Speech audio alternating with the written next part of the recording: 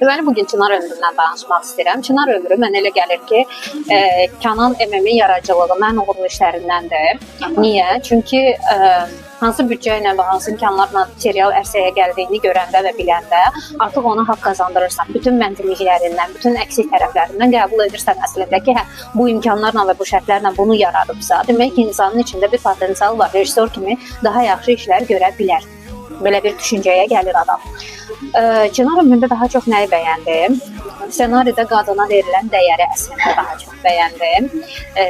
Qadının orada aciz göstərilməməsi, qadının kişi üstündə dava etməməsi, qadının aciz bir küncdə sıxılıb ağlamaması, kişi ilə çiyin-çiyinə qatil olmaq bahasına belə olsa sevgisinə sahib çıxmağını, yəni bu tərəflərini çox bəyəndim.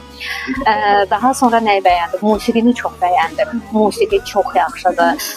Duyğuları o qədər gözəl ifadə edir və ötürür ki, insan artıq o musiqini eşidəndə ilk ağla, misal üçün Çınarla ömrün səhnələri gözündə avtomatik canlanır. Yəni o səhnələr gəlir adamın gözünə.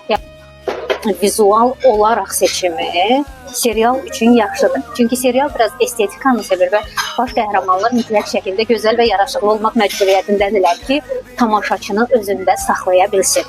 Bu da uğurlu seçimlərdən də Aydanın özü, Aydan kifayət qədər də burada rolunun öhdəsindən yaxşı gəlmişdi. Zülfiyə zaten divamızdır. Yəni Zülfiyənin heç bir oyunu haqqında mən bir deyə bilmərəm. Çünki adam kraliçə, aktyorluğun kraliçəsi. Bütün mənfisindən, bütün müsbətindən uğurludur mənə görə. Dinamikası çox yaxşıdır.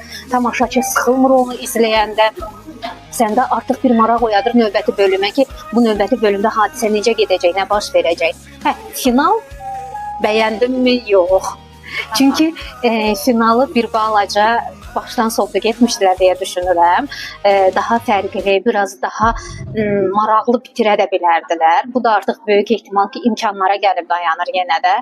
Bilmirəm hansı şərtlərdə və nəyə əsasən bu formada bitirdilər. Biraz Hind filmlərini xatırlatdı final, amma ümumilikdə uğurludur. Təbrik edirəm bütün yaradıcı heyəti. Əsas hisslərə təsir edə bilirlərsə bu uğur. Kifayət qədər. Musiqisindən də olsun, aktyor oyunundan da olsun, tam duyğulara toxuna bildilər. Yəni digər gündəlik seriallardan çox-çox yaxşı idi. Baxmayaraq ki 9 bölüm idi.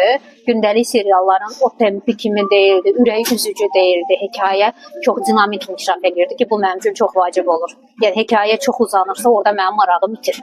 Amma burada dinamikanı yaxşı saxlamışdılar deyə mənim üçün bu kifayət eləyirdi izləyə bilməyim üçün. Əla, çox gözəl. İzləyicisi bol olsun. İnşallah.